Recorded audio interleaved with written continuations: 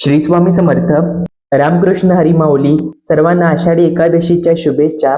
उद्या शनिवार दिनांक 25 जुलै 2026 रोजी आहे आषाढी एकादशी.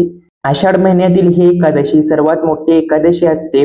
या एकादशीला देवशयनी एकादशी असेही म्हणतात, कारण भगवान श्री विष्णू हे 4 महिने म्हणजे आषाढी एकादशी पासून ते कार्तिकी एकादशी पर्यंत निद्रेत असतात, म्हणून याला चातुर्मास असेही संबोधले जाते. तर घरच्या घरी या आषाढी एकादशीला विठ्ठल रुक्मिणीची पूजा कशी करायची? जर विठ्ठल रुक्मिणीची मूर्ती घरात नसेल तर कोणती मूर्ती पूजावी? उपवास धरावा का आणि उपवास कोणत्या दिवशी सोडावा? उपवासाला काय खावे, काय खाऊ नये? या आषाढी एकादशीला एवढे महत्व का असते? सेवा म्हणून कोणते मंत्र स्तोत्र म्हणावेत? यासाठी हा व्हिडिओ शेवटपर्यंत नक्की पहा. नमस्कार. ओढ स्वामी सेवेचे या माझ्या युट्यूब चॅनेलमध्ये तुम्हा सर्वांचे स्वागत आहे. जर चॅनेलला सबस्क्राईब केला नसाल तर नक्की सबस्क्राईब करा. तर आपल्याला घरच्या घरी विठ्ठल रुक्मिणीची पूजा करण्यासाठी साहित्य, जर आपल्याकडे असेल तर विठ्ठल रुक्मिणी मातेची मूर्ती किंवा फोटो घ्यावा. यापैकी दोन्हीही नसेल तर घरातील बाळकृष्णाच्या मूर्तीवरती तुम्ही ही सेवा करू शकता. त्याचबरोबर तांब्या, पळी, पंचामृत, दूध, दही, तूप, मध, साखर, तुळशीची पाने किंवा तुळशीचा हार, गंध, चंदन, हळदी कुंकू, अक्षता, सुगंधी फुले, अत्तर, गजवस्त्र, त्याचबरोबर विठ्ठलाला आवडणारा बुक्काही घ्यावा. विड्याची 2 पाने, 1 सुपारी, यथाशक्ती दक्षिणाही घ्यावा. नैवेद्यासाठी साबुदाणा खिचडी, फळे किंवा लोणी किंवा खडीसाखर घ्यावे. धूप आणि तुपाचा दिवाही घ्यावा. पूजेसाठी इत्यादी साहित्य घ्यावे.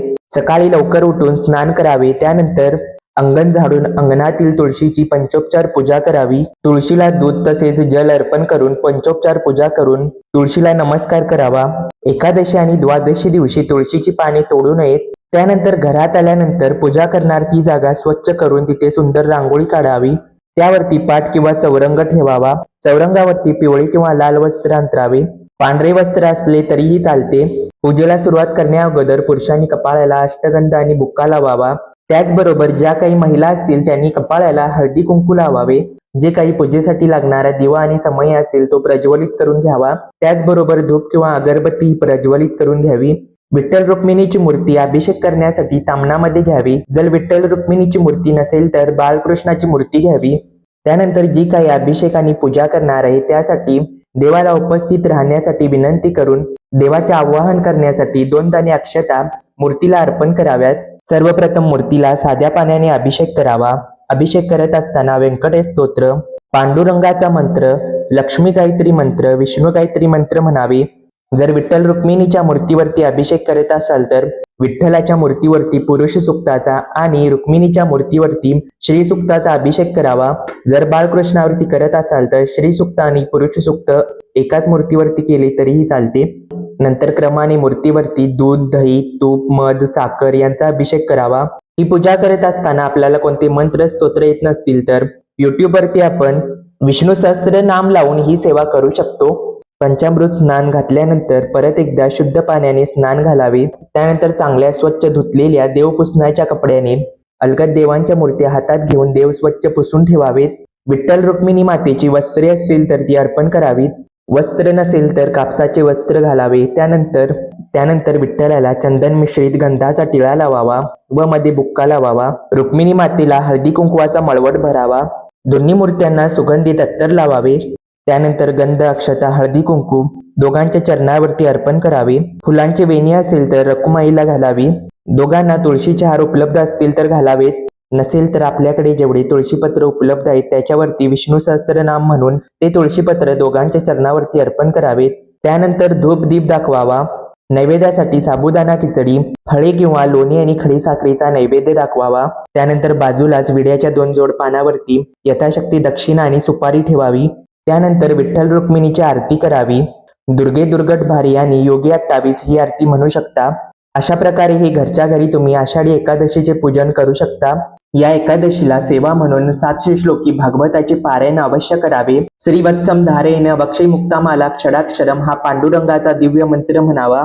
त्याचबरोबर व्यंकटेश स्तोत्र, विष्णू गायत्री मंत्र, लक्ष्मी गायत्री मंत्र, श्री विष्णू सहस्त्रनाम, गीतेचे 18 नावे, गीतेचा 15वा अध्याय वाचन करावे.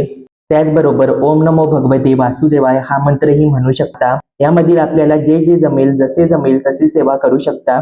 एकादशीला उपवास धरावा. एकादशीला घरामध्ये तांदूळ शिजवला जात नाही. आजारी व्यक्तींना जर उपवास धरणे शक्य नसेल तर नाही धरला तरीही चालेल, कारण देव आपल्या मनातील भाव बघत असतो. उपवास म्हणजे काय तर उप म्हणजे जवळ आणि वास म्हणजे बसणे. भगवंताजवळ बसणे, त्याचे पूजन सेवा करणे, नामस्मरण करणे. त्या नामस्मरणामुळे आपले मन शुद्ध होणे यालाच उपवास असे म्हणतात. हा उपवास एकादशीला धरून द्वादशीला सोडायचा असतो. एकादशीच्या दुसऱ्या दिवशी द्वादशी असते. या उपवास सोडण्याला एकादशीचे पारणी सोडणे असे म्हणतात. द्वादशीला परत सगळी पूजा करून दही भाताचा ताजा नैवेद्य दाखवून मग आपण उपवास सोडावा. बाकीचा गोडा धोडाचा नैवेद्य नंतर करून तो परत दाखवावा. कारण अखंड दिवसभर उपवास धरून आपल्याला ऍसिडिटीचा त्रास होतो. त्यामुळे दही भाताचा नैवेद्य दाखवून तो नैवेद्य आपण ग्रहण करून मग बाकीचा नैवेद्य तुम्ही नंतर दाखवू शकता. या एकादशीला फळे, राजिगिरा, दूध, दुधाचे पदार्थ, भगर, साबुदाणा आणि फळे खाऊ शकता. काही ठिकाणी भगर खाल्ली जात नाही. या चातुर्मासामध्ये मद्यपान, मांसाहार करू नये. या 4 महिन्यांच्या काळामध्ये आषाढी एकादशी पासून ते कार्तिकी एकादशी पर्यंत रांगोळीने 33 गोपद्म काढावेत. हे 33 गोपद्म तुम्ही देवघराजवळ किंवा आपल्या अंगणातील तुळशी वृंदावनाजवळ काढू शकता. या चातुर्मासामध्ये विवाह संबंधित कोणतेही शुभ कार्य केले जात नाही, कारण भगवान विष्णू हे निद्रेमध्ये असतात. या आषाढी एकादशीची पौराणिक कथा आणि उपवास का केला जातो यामागे आख्यायिका अशी सांगितली जाते की पौराणिक कथेनुसार मृदुमान्य नावाच्या एका राक्षसाने सर्व देवी देवतांना त्रास दिला होता. सर्व देव भगवान विष्णूंच्या शरणी गेले. त्यावेळी देवाच्या शरीरातून एक दिव्य शक्ती उत्पन्न झाली, जिने त्या राक्षसाचा वध केला. ती शक्ती म्हणजेच एकादशी तिथी होय. यानंतर आषाढी एकादशी पासून भगवान विष्णू हे राजा बळीच्या राज्यात म्हणजेच पाताळात 4 महिन्यांसाठी योग निद्रेत जातात. म्हणूनच या दिवसाला देवशयनी एकादशी असे म्हणतात. या 4 महिन्यात देवाची आराधना केल्याने मनातील सर्व इच्छा पूर्ण होतात आणि सकारात्मक ऊर्जा मिळते. तेव्हापासून एकादशीच्या दिवशी भगवंताचे नामस्मरण, पूजा अर्चा करून उपवास करण्याची पद्धत रूढ झाली. तर अशा प्रकारे ही एकादशी साजरी करावी. जर हा एकादशीचा व्हिडिओ तुम्हाला आवडला तर या व्हिडिओला नक्की लाईक करा, शेअर करा, सबस्क्राईब करा आणि हा व्हिडिओ कसा वाटला ते कमेंट करून नक्की सांगा. श्री स्वामी समर्थ.